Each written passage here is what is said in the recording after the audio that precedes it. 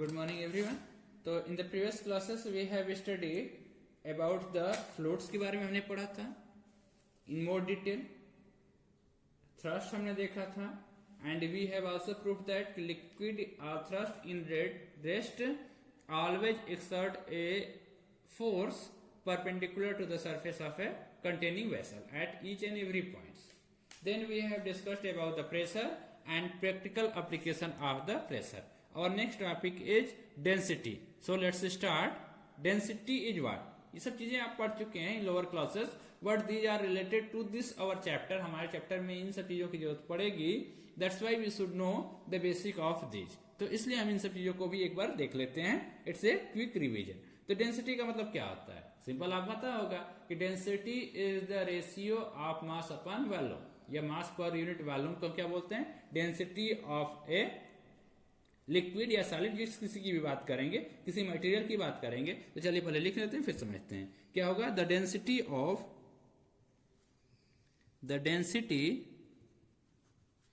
Of any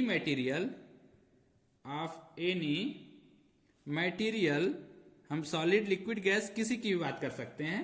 any material is defined as कैसे? It's mass per unit volume. Clear? That is density rho. एक symbol है, is equal to mass of the material divided by volume of the material. Clear? That is density rho is equal to mass per unit volume. Clear? क्या हो गया कि density of a liquid is equal to mass upon volume. चलिए अब अगर हम बात करते हैं, ये क्या होगा? This is a scalar quantity. Clear? As liquid incompressible होता है, their density remain constant at all the pressure. Density of gases क्या होते हैं? That varies with the pressure. तो वो चीज हमें नहीं पढ़ना है, हम तो सिर्फ इन बारे में बात कर रहे हैं कि what is the meaning of density of any material. तो this is simply the ratio of mass to the volume, या mass per unit volume of a material is known as density of that material. अब अगर इसकी unit की बात करें तो क्या हो जाएगा? एसआई यूनिट की बात करें तो क्या हो जाएगा? दिस मास की यूनिट क्या हो जाएगा? केजी. और एसआई यूनिट क्या हो जाएगा वॉल्यूम का? तो मीटर क्यूब. तो केजी पर मीटर क्यूब, या इसको हम लिख सकते हैं केजी मीटर पर -3. और अगर सीजीएस में बात करें तो ग्राम पर सेंटीमीटर क्यूब. सीजीएस ये तो एसआई हो गया, इन एसआई यूनिट हो गया. सीजीएस अगर हम बात करें तो इसको क्या लिखते हैं? ग्राम पर सेंटीमीटर क्यूब या ग्राम सेंटीमीटर क्यूब -3, दोनों हो सकता है. आर करके हमने लिख लिया. क्लियर? अब एक न्यू वर्ड है रिलेटेड टू द डेंसिटी, उसको हम पढ़ लेते हैं. चलिए नेक्स्ट हमारा है स्पेसिफिक ग्रेविटी और रिलेटिव डेंसिटी. ये नया है आपके लिए, इसको आपको अच्छे समझना पड़ेगा कि स्पेसिफिक ग्रेविटी या रिलेटिव डेंसिटी ऑफ सब्सटेंस क्या होता है. पहले लिख सकते हैं फिर समझेंगे. स्पेसिफिक ग्रेविटी और उसी का नाम है रिलेटिव डेंसिटी और रिलेटिव डेंसिटी. ये क्या चीज है? रिलेटिव डेंसिटी और specific density of a substance. किसी भी सब्सटेंस की अगर हम बात करेंगे, ऑफ ए सब्सटेंस, ठीक, is defined as the ratio of the density of the substance, ratio of the density of the substance. जिस सब्सटेंस की हम रिलेटिव डेंसिटी की बात कर रहे हैं, density of substance to the density of this water at 4 degree Celsius. Clear? कि relative density या स्पेसिफिक ग्रेविटी का मतलब क्या है कि this is the ratio of density of that substance to the density of water at 4 degree Celsius. Clear? That is, इसका formula लिख लेते हैं, क्या होता है? That is specific gravity is equal to specific gravity is equal to density of substance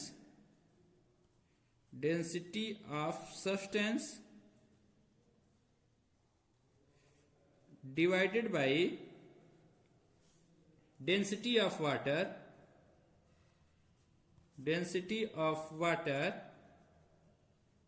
at 4 degree Celsius. Clear? आप अगर मान लीजिए इसका उल्टा भी हम फाइंड आउट कर सकते हैं, अगर डेंसिटी ऑफ सब्सटेंस पता करना हो तो स्पेसिफिक ग्रेविटी में we can multiply the density of water at 4 degree Celsius. एक हम इंपॉर्टेंट पॉइंट लिख लेते हैं, ये हमें याद होना चाहिए कि डेंसिटी ऑफ वाटर कितना होता है। डेंसिटी ऑफ वाटर इसकी जरूरत पड़ती है हमें न्यूमेरिकल में। Water at 4 degree Celsius is 1 × 10³ kg per metre cube. ये वैल्यू आप याद रखिएगा कि डेंसिटी ऑफ वाटर अगर 4 डिग्री सेल्सियस अगर हम बात करते हैं तो it's come 1 × 10³ kg per metre cube के बराबर आती है। क्लियर? तो this is all about density, relative density और स्पेसिफिक ग्रेविटी। चलिए नेक्स्ट टॉपिक की हम बात करते हैं। Next topic is the Pascal's law. Pascal's law ये very important law is there, और ये हमें क्या बताता है? दिस टेल्स कि प्रेशर जो है इन ए लिक्विड कैसे ट्रांसमिट होता है। जैसे मान लीजिए अगर हम फोर्स अगर अप्लाई करते हैं किसी भी लिक्विड पे तो इस exert a pressure on the containing vessel. अब वो प्रेशर जो है because of the external forces अगर अप्लाई किया जाता है लिक्विड पे तो that pressure how distributed that is given by the Pascal's law. समझे कि पास्कल लॉ क्या है? This gives idea about pressure distribution in a liquid या how pressure is transmitted in a liquid. इसको कैसे समझेंगे, इसको कैसे कहेंगे? What is the statement of this, what is the law of this? It can be से by different way. मतलब सबका वही होगा बट इसको कहने का तरीका है, कई तरीके से हम इसको समझ सकते हैं। ठीक है, तो पहले एक बार लिख लेते हैं फिर उसको हम अच्छे से फिर एक्सप्लेन करेंगे। तो क्या है? This law can be explained by different way. This law मतलब pascal law, this law can be explained, can be stated as follows. कई तरीके से इसको हम कह सकते हैं। पहला जो इसका स्टेटमेंट है, फर्स्ट वे जो है इसका कहने का तरीका कि द प्रेशर एक्सर्टेड, लिख लेते हैं फिर क्लियर करेंगे। The pressure exerted at any point on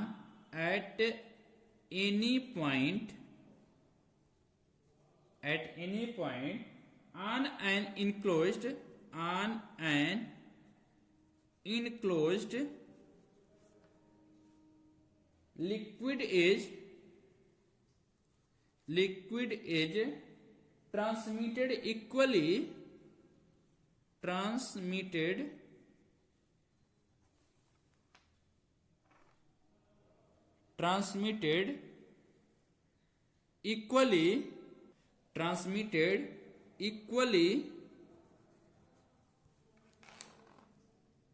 in all direction।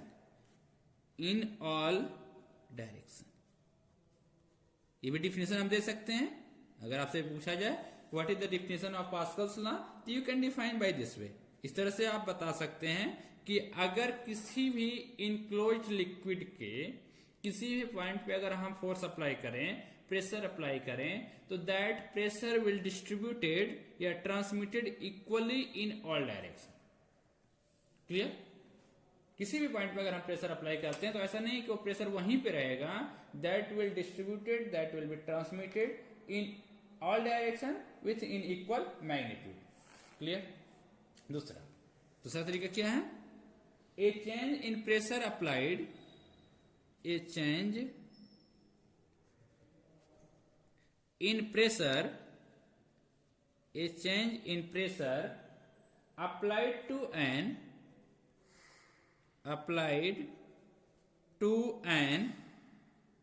enclosed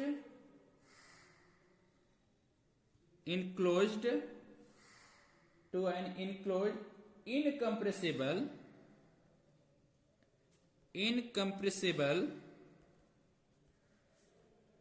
fluid is transmitted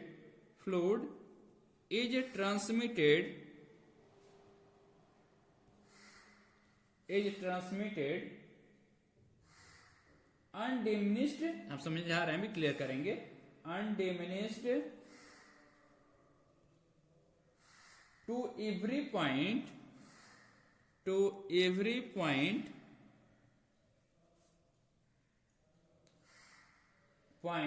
of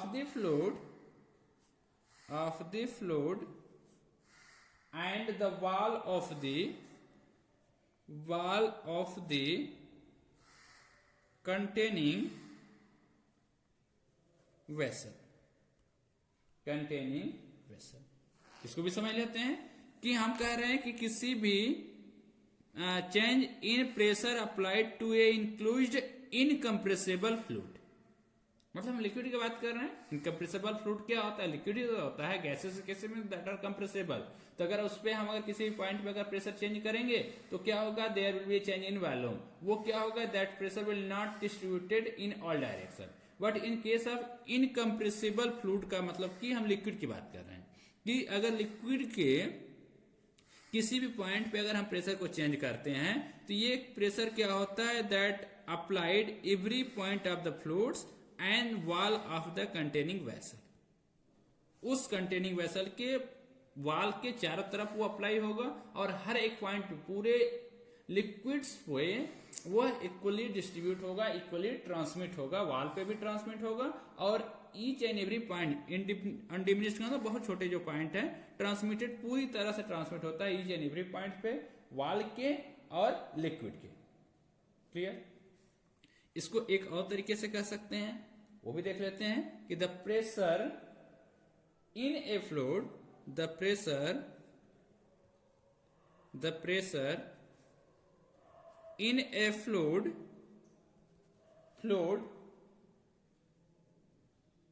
at rest is same at ये तो प्रूफ कर चुके हैं at all points if we ignore gravity. इसका दूसरा तरीका है, थर्ड वे, कि हमारा ग्रेविटी को हम अगर इग्नोर करते हैं, इन एब्सेंस ऑफ ग्रेविटी अगर हम बात करें तो liquid pressure in a fluid at rest is same at all the points. Gravity को इग्नोर करने का मतलब यह है कि ग्रेविटी का मतलब क्या होगा कि जो लिक्विड पे जो वेट होगा उस पर जो फोर्स लगेगा that is different at different point. तो वो आपका जी को अगर हम नेग्लेक्ट कर दें, ग्रेविटी को अगर हम नेग्लेक्ट कर दें, तो लिक्विड के हर एक पॉइंट पे जो भी प्रेशर्स ऑफ द फ्लूइड्स हैं that is same. But this is true in absence of the gravity only. तो this is the Pascal's statement. तीनों में से अगर आपको एग्जाम में आता है कि डिफाइन या what is the Pascal's law, तो you can write down any of this statement. आप तीनों लिख सकते हैं या इसमें से कोई एक स्टेटमेंट आप लिखेंगे तभी वो आपका सही होगा. पहला स्टेटमेंट क्या है कि प्रेशर्स जो है exerted by a liquid at any enclosed liquid is transmitted equally in all direction. अगर मान लीजिए लिक्विड इनकम्प्रेसिबल है, मतलब फ्लूइड अगर इनकम्प्रेसिबल है मतलब लिक्विड है, उसकी कहीं भी प्रेशर पे अगर चेंज करते हैं तो that changes will happen at all the points of the liquid and all the points of the wall also. अगर हम ग्रेविटी को नेग्लेक्ट कर दें, इग्नोर कर दें, तो जो लिक्विड का प्रेशर होता है that is same at each and every point of the liquid. Clear? ये तो हमने अभी स्टेटमेंट देखा, इसको हम प्रूफ कर लेंगे from proof we can use this. इसका प्रूफ करेंगे and from proof it will be clear कि प्रेशर्स आपका सेम है। चलिए हम प्रूफ करते हैं पास्कल्स लॉ को। For that what we are taking a vessel containing vessel which contain a liquid और फ्लूइड। इसमें क्या है, लिक्विड हमने लिया है, ठीक। अब लिक्विड में हमने क्या किया है, वी हैव टू डिस्कस कि at different points liquid exert a same forces या सेम प्रेशर, ये तो हमें बताना है। तो for that what we are taking, अब मान लेते हैं इसको ट्राइंगल ABC, क्लियर, कि हम एक स्मॉल एलिमेंट लेते हैं ABC इन ए लिक्विड, ठीक। ABC और हमारा DE और F, ABCD DEF in A form of right angled prism. देखिए ये पूरा सरफेस एक दिख रहा है, राइट एंगल्ड प्रिज्म की तरह है, ठीक, in interior of the fluid at rest. मतलब to prove this Pascal's law we have taken surfaces, एक हमने ले लिया ABCDDEF, एक क्या है, राइट एंगल्ड प्रिज्म शेप है in a fluid which is at rest. अब हम ये मान ले रहे हैं कि ये जो हमने कंसीडर किया है this right angled triangle prism, ये आपका वेरी स्मॉल है, दिस इज वेरी स्मॉल। तो ये जो पॉइंट ए जो है वो बी के बहुत पास में है, पॉइंट सी बी के पास में है। तो if they are very close to each other, तो इनकी हाइट जो होगी from the surface from the bottom that will be the same, वो अप्रोक्सीमेटली सेम होगा। इसलिए क्या होगा, ग्रेविटी जो होगा, ग्रेविटी क्या होगा, that depends upon the height. At different height there different gravity will be there, different force will act on the different height. तो ये क्या हो रहा है, हम मान रहे हैं कि ग्रेविटी जो है हर एक पॉइंट पे सेम है। क्यों, क्योंकि they all are suppose to at a same height, ठीक, डेप्थ जो है या हाइट है उसकी सेम है, that's why effect of gravity is same at all these points. तो ये तो हमारा कंस्ट्रक्शन हुआ, ये हमने मान लिया। अब हम बात कर रहे हैं कि जो फ्लूइड है एक्सर्ट ए प्रेशर PA, जो हमारा अभी हम बात कर रहे हैं pressure exerted by the fluids, pressure जो हमने एज्यूम किया है वो चीज हम लिख लेंगे, the pressure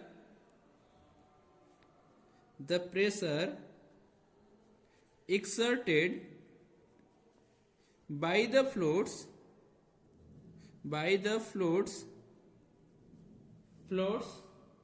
on the face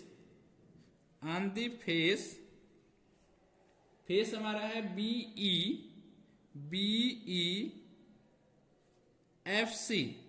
BEFC पे कौन सा फोर्स है, दैट इज PA। हमारा ये देखिए जो फोर्स FA है, इसकी वजह से जो ये सरफेस है इस पे जो प्रेशर लग रहा है दैट हमने ले लिया ऐसे PA।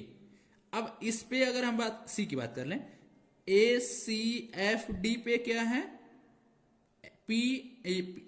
PB, दूसरा हमारा सरफेस है ADFC पे जो है is PB, and on the surface on the face कौन सा बच्चा, ABED is PC। These are the pressures on these surfaces, clear। ABED respectively हो गया हमारा। द करस्पॉन्डिंग नॉर्मल फोर्सेस क्या है, एंड करस्पॉन्डिंग मतलब तीनों नॉर्मल फोर्सेस आर PA की वजह से क्या है, वहां पर FA है, PB की जगह FB है, एंड PC की जगह क्या है, this is due to the FC। और एंड नॉर्मल फोर्सेस हो गया, and areas are a area हमारा हो गया AB एंड AC रिस्पेक्टिवली। ये हमारा हो गया एरिया, प्रेशर और फोर्स। और एक एंगल हम ले लेते हैं, एंड एंगल BACB बराबर कितना है, दिस इज द थीटा। ये तो हमारा एजम्पशंस हो गया। अब हम बात करते हैं, दिस प्रिज्मेटिक एलिमेंट जो हमने माना है right angle is in equilibrium with the remaining fluid ना, क्योंकि हम मान रहे हैं कि लिक्विड इज एट रेस्ट, तो हमारा ये पूरा क्या है, दैट इज इन रेस्ट। तो by Newton's law fluid force should balance in the various direction ना। अब ये अगर मान लीजिए इस पे एक फोर्स इधर से लग रहा है, एक फोर्स इधर से लग रहा है, एक फोर्स इधर से लग रहा है, तो अगर 3 फोर्सेस एक्टिंग ऑन दैट, और अगर ये रेस्ट में है, इसका मतलब कि ये these forces should balance to each other ना, तभी तो ये रेस्ट में होगा, otherwise it will start to move ना। ये अगर मान लीजिए एफ बी इसको नीचे कर रहा है तो it will start to move in the downward direction. F A की वजह से क्या होगा, it will start to move in upward direction. इसकी वजह से क्या होना चाहिए, it will start to move in this direction.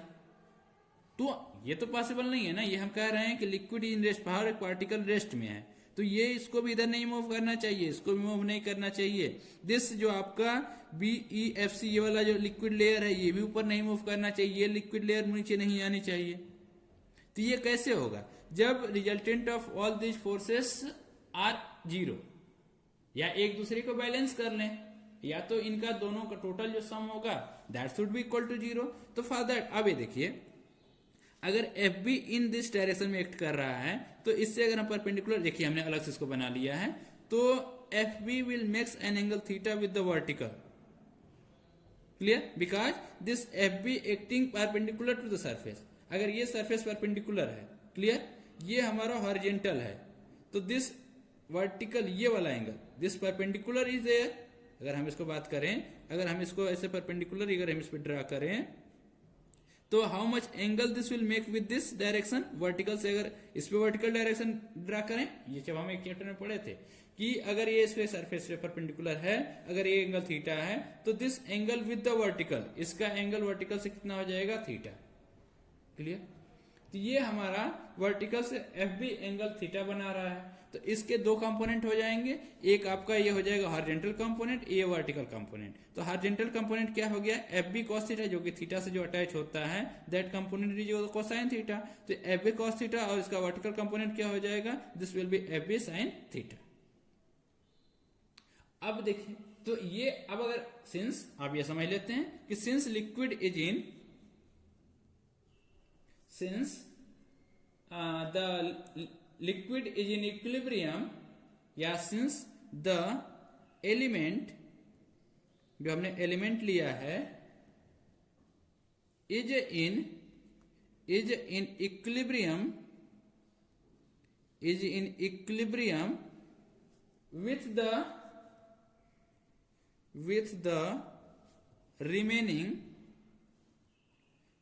the remaining fluid, so by Newton's law,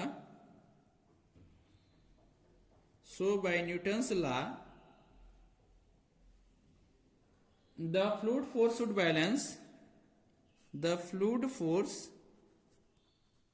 forces जो हमारे पास हैं should balance in various direction, should balance in various direction, clear. अब हम बात करते हैं, ये देखिए इसकी डायरेक्शन इधर है, तो this will be balanced by F C. किससे बैलेंस होगा, ये इसकी डायरेक्शन क्या है, एफ सी की डायरेक्शन इधर है, तो और एफ बी साइन थीटा की डायरेक्शन इधर है, तो दिस विल बैलेंस दिस। यहां से देखिए एफ सी किधर है, एफ सी इधर है ना, तो this will balance by this. ये नीचे की तरफ एक्ट कर रहा है और एफ ए किधर कर रहा है, ऊपर की तरफ, तो एफ ए किसको बैलेंस कर लेगा, एफ बी कॉस थीटा को, क्लियर। तभी तो ये आपका इक्विलिब्रियम में रहेगा। तो for that what should be there, along horizontal direction जो कंपोनेंट है उनको हम बैलेंस कर लें, और अलोंग वर्टिकल डायरेक्शन जो कंपोनेंट है उनको हम बैलेंस करें। तो फर्स्ट हम बात कर रहे हैं along the horizontal direction, component along the horizontal direction. ये आपको फिर सबसे पहले बात कर रहे हैं हॉरिजॉन्टल डायरेक्शन के जो कंपोनेंट है उनको हम बैलेंस कर लें। तो हॉरिजॉन्टल डायरेक्शंस में क्या है, F B sine theta this will be balanced by how much, F C से बैलेंस हो जाएगा। इक्वेशन नंबर 1 मान लेते हैं। एंड वर्टिकल डायरेक्शन वाला है, आपको वर्टिकल डायरेक्शन का क्या है, वर्टिकल डायरेक्शन जो है ये F B cos theta this will balance by F A, this is equation number 2। इसको देख लेते हैं। F B sine theta is equal to F C and vertical direction में जो हमारे पास कंपोनेंट है F B cos theta is equal to F A, F B sine theta is equal to F C. चलिए अब हम फिर से फिगर में आते हैं। नाउ फ्रॉम ज्योमेट्री अगर हम बात करेंगे तो एरिया का देखिए, ए बी एरिया का जो कंपोनेंट है ए बी साइन थीटा, इसकी क्या है एरिया ए सी है, इसकी ए बी है और इसकी एरिया क्या है ए ए। तो ए जो एरिया है, ए सी जो एरिया है, दिस एरिया ये किसके बराबर हो जाएगा, A B sine of theta ना। ये कंपोनेंट अगर हम बात करें, अगर हम मान लेते हैं जैसे आपने देखिए इसकी लेंथ अगर एल है और ये एंगल थीटा है तो ये क्या होता है एल कॉस थीटा और ये क्या होता है एल साइन थीटा। तो अगर ये पूरी एरिया अगर ए है तो ये क्या हो जाएगा ए साइन थीटा और अगर ये एरिया ए कॉस थीटा, सुनिए। तो फ्रॉम दैट ज्योमेट्री वही वाला कॉन्सेप्ट हम यहां यूज करके रिलेट कर रहे हैं एरिया को। चलिए now from geometry we have, now from geometry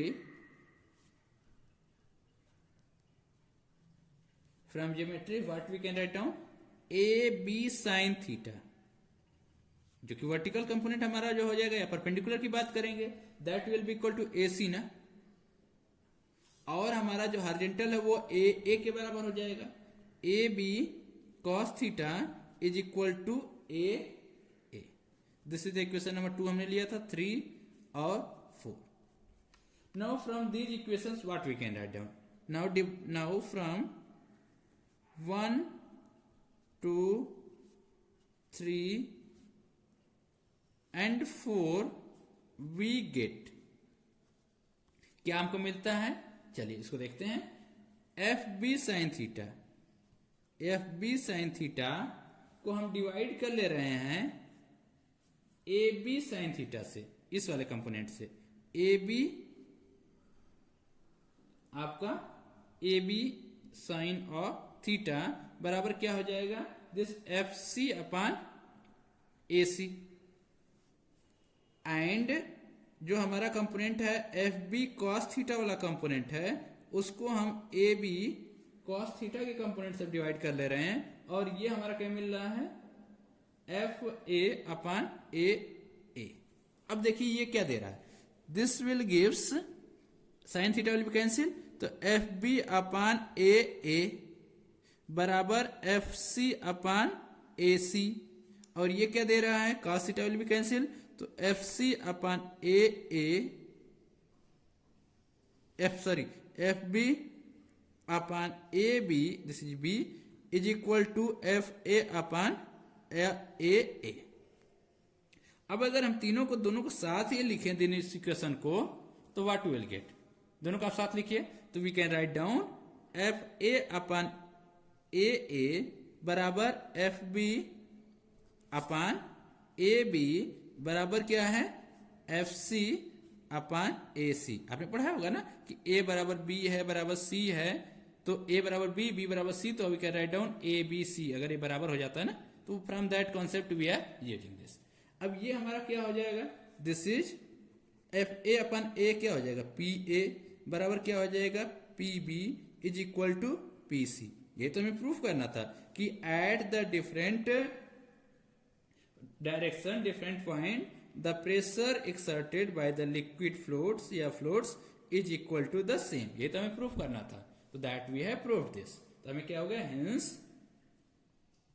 hence the pressure exerted is same, hence pressure exerted is same in all direction in a fluid at rest। Clear, rest की ही बात कर रहे हैं, क्योंकि हमने जो ट्रायंगुलर प्रिज्म माना था, रेक्टेंगुलर प्रिज्म, वो क्या था, वो इक्विलिब्रियम में था, ठीक, which proves which is the Pascal's law. Clear ना, पास्कल्स लॉ में यही कहा था ना कि अगर लिक्विड अगर रेस्ट में है तो एट डिफरेंट पॉइंट जो हमारा लिक्विड का फ्लोट्स होगा that will be same if we neglect the gravity. Gravity क्यों नेग्लेक्ट किया, बिकॉज हमने छोटा सा सरफेस लिया था ना, तो एट ए डिफरेंट पॉइंट हमारा ग्रेविटी सेम होगा, तो हमारा ग्रेविटी का कंसेप्ट इसमें यूज नहीं किया। तो क्लियर, तो this way this law is proved, ये हमारा हो गया proved, Pascal's law we have